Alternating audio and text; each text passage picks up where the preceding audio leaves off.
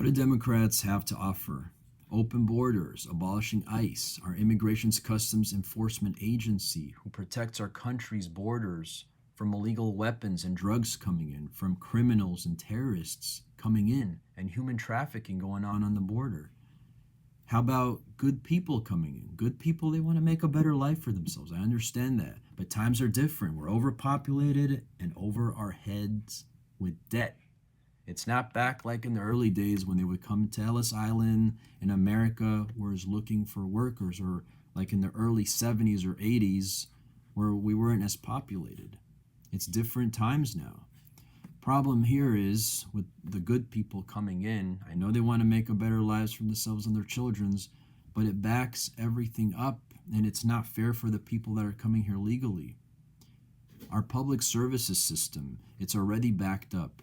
With extra people coming in, it gets more overburdened. Our courts, our schools, our prisons, our jails, our emergency rooms and hospitals, even our streets and our freeways will get more packed. And then they're coming in, they buy cars, they don't have too much money. Most of them are coming poor here.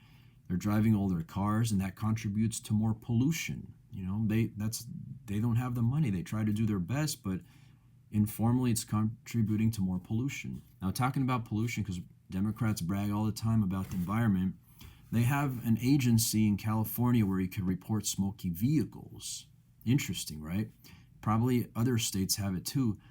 But I reported when I had some time. I had the chance to take the license plate and all that because I really hated it. It was a nice day. I had my window open, or if it's hot, you have your windows closed and the AC's going on, and the crappy vehicle in front of you is smoking. No one's saying anything about it. The highway patrol passes by. This agency that I call does nothing. And you can't, and then they just let it go. Anyways, I call the agency and I asked them, when you send in a report for a smoky vehicle, what do you guys do? They say they send a letter to the owner of the vehicle. And I said, do you guys follow up? What do you follow up with? They say, yes, we follow up with them with one final letter. I said, but do you make them fix their vehicle? Do you find them? They say, no, we can't do that because we cannot enforce the law. But I said, but what if they just pick it up or never pick it up? How do you know they're following this? They say, if you want, we could transfer you. I said, forget it. So you see, Democrats have this agency to report smoky vehicles, and they don't use it. They don't use it right. They don't do anything about it. How are they going to fix the environment if they keep talking about fixing the environment? They got the agency. They just got to follow up with it. Now, another thing that Democrats are supporting, besides sanctuary cities, open borders, and abolishing ICE, is free healthcare for all. Now the U.S. is going to turn into a huge magnet. It's going to attract people from all over the world, people looking for free stuff. Free healthcare for legals and illegals, doesn't matter. They're going to come here, get the healthcare, free benefits, and the people are going to say, all I got to do is get to that sanctuary city and I'll be safe. But you know what? That's not so. Even if you come here and you're good, you don't have to be good just to stay in a sanctuary city. You could also be an illegal criminal. Illegal criminals are supposed to get deported once they finish their prison term, but instead local authorities, because of the stupid sanctuary city law, local authorities are told not to cooperate with federal authorities, and federal authorities are trying to find out the release date of the illegal criminal coming out of prison so they can deport them. But with this law, that becomes a problem, you see. That's why I'm saying you don't have to be good. They get thrown back into U.S. society, probably commit a crime, probably not, but if they do, it's an unnecessary person that shouldn't have been here anyways. They go back into our court system, more taxes, backing up our system too. Then they go to jail. We got to feed them. We got to take care of them. Another way that Democrats are supporting high taxes. Another way that they're supporting high crime informally. Now, another way they're supporting high crime informally is allowing homeless people to get away if they say, leave them alone. Governor Newsom says, leave them alone. They steal $900 or value and less. $900 of value or less, leave them alone. They don't want to bother with the homeless people. Every month, the homeless people are standing in line, collecting Social Security checks, because I know this because there's a couple people in the family that work in Social Security. They tell me. They stand in line, they get the checks, they go back to their tents, they do drugs. How's that helping these people? Another way they're supporting high crime is allowing felons to vote. They have a proposition. Make sure you vote no on Proposition 17 if you haven't voted yet. Proposition 17 is saying that felons can vote after they complete their prison term. A regular person will look at that and say, that's fair enough. They completed their prison term, let them vote. But they don't read they have to read the whole thing. If they complete their prison term, they still have 3 years of parole, 3 years of supervision.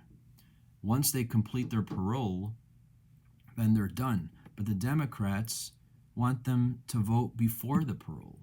And by the way, statistics are saying 50% of felons enrolled in parole or under supervision, under those 3 years minimum supervision, commit a crime again and go back to prison before their 3 years of parole are over. So why are we letting people that are not in the right state of mind vote? Why are they doing this? I'm thinking because if there's chaos, first of all, criminals or felons will vote for things that are convenient to them. What do you think is convenient to them? Easy laws, they can get away with stuff easier. So crime, chaos, bad economy. The Democratic Party is like a big parasite, lurking on weak people, people that are dependent, victims. Without those kind of people, I really believe the Democratic Party wouldn't exist. You see? So if there's too much dependence, that becomes a huge, huge problem. And the system is broken. Trump wants to fix the system. They don't want to let him. For example, another way they're supporting high crime, look at Portland, Oregon. Rioters, violent protesters, Antifa and other organizations like them, the Democratic leaders let them take over the city hall in Portland, Oregon. They let them take over 6 city blocks of downtown Portland called the Autonomous Zone. And Trump said, hey, you guys got to do something about it. Now Democrats are switching from Democratic to Republican because they're saying things are, it's getting out of hand. They're torching cars, burning down businesses, hurting people, innocent people that haven't done. They're just hurting them, burning their businesses down. We're already in a problematic situation with the coronavirus economically, and they're making things worse. They're even taking people's lives. Trump's saying, hey, you guys got to do something about it. They're not doing anything about it. Supporting high crime, right? They call it peaceful protesting, but when it gets out of hand, they still don't do anything about it. So Trump said, I'm going to come in there if you want. I'll send in the National Guard or the military. Whole thing will be over in a few hours. But they don't want to give Trump the credit because they know he's going to clean the mess up and then he's going to look good. So they don't want to give him the credit. That's why they don't call him in. What I would do, aren't you guys tired of seeing all this graffiti in your neighborhoods? I'm not talking just about the bad neighborhoods, even average neighborhoods, they build up a nice sound wall, nice new property, freeway structures. And then the next day or less than a day, there's graffiti all over the place. Then our tax money has to pay for the material and the labor manpower to cover it up. Then they graffiti over that again. City workers cover it up with more of our tax money. Graffiti again. You know what I would do? I would say once they do that, okay, give them a fine, whatever it is, whatever weak fine the Democratic California has. But once they get that first chance and they do it again, their rights are finished. And I mean finished. They have no rights, nothing. And I'm not talking with graffiti. Graffiti is a little thing. I'm talking about all kinds of crimes, especially graffiti. I hate that shit, because, people are trying to do good work. Besides, there's traffic backed up every day because they're working on new projects on the freeways and on the streets. And then the next day, it looks all screwed up, I would send those suckers to a desert camp. I would send them to a desert camp. They want a gym, let them run. They get tired of running First, I would start him off with cutting weeds and brush around the cities and other counties around the state. We have a wildfire problem in California and in different areas of the U.S., so let him work. I would also send the homeless people there, the vagabonds, people that, are just bumming around, criminals, people doing graffiti. I'd send them all there. And the only way they would be able to get out is to prove themselves worthy. Once they can do that, that'll be their ticket back into normal society. So Trump's trying to fix this screwed up system, and some people just don't get it. They don't get it. He's trying to fix up screwed up systems. For example, you have safe homes for women and children. The other day I was working there, and I see a couple of men here and there. Maybe they're ex-boyfriends or husbands or someone they met at the bus stop. What are they doing in there? Making babies all day. Then the baby gets born. Woman already has enough responsibilities and problems and kids to take care of. Now they have another baby, goes into the welfare system. It's a bad system. Besides, the Democrats are supporting all this. They also want to defund the police. You defund the police, some people call 911 already in many cities. They weren't able to get to it. It's a bad system.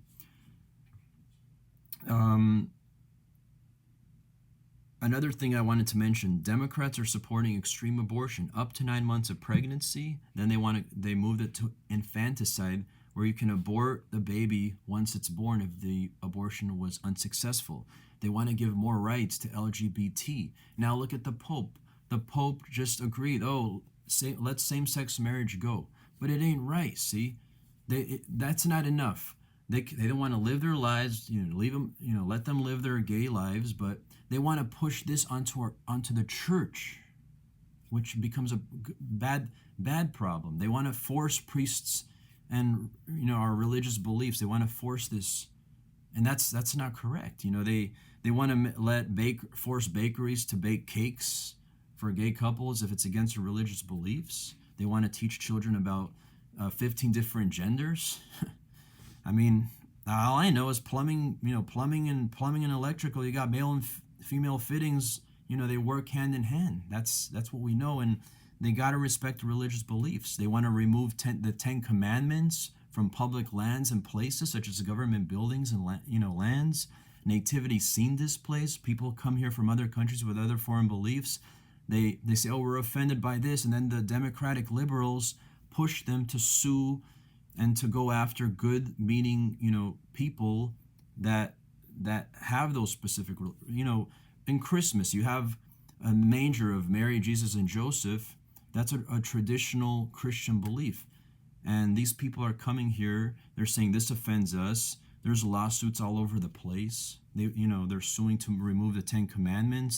They want to move in God we trust from our money. If they don't like it, let them go back to where they came from, right? And do stuff like they want over there. But leave this the heck alone, because after all, America was brought up on Judeo-Christian roots, on a Judeo-Christian heritage.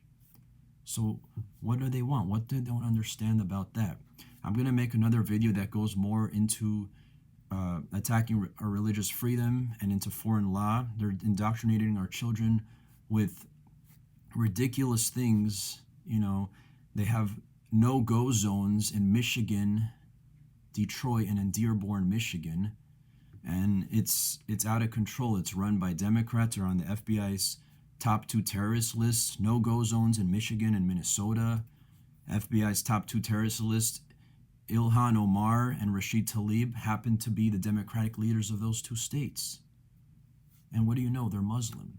So if you guys want a better future for your children, grandchildren, and future generations of children, you guys better wake up, especially if you're Christian and Catholic. If you're Christian and Catholic, after hearing all this is just a fraction, not even a quarter of 1% of all that's going on.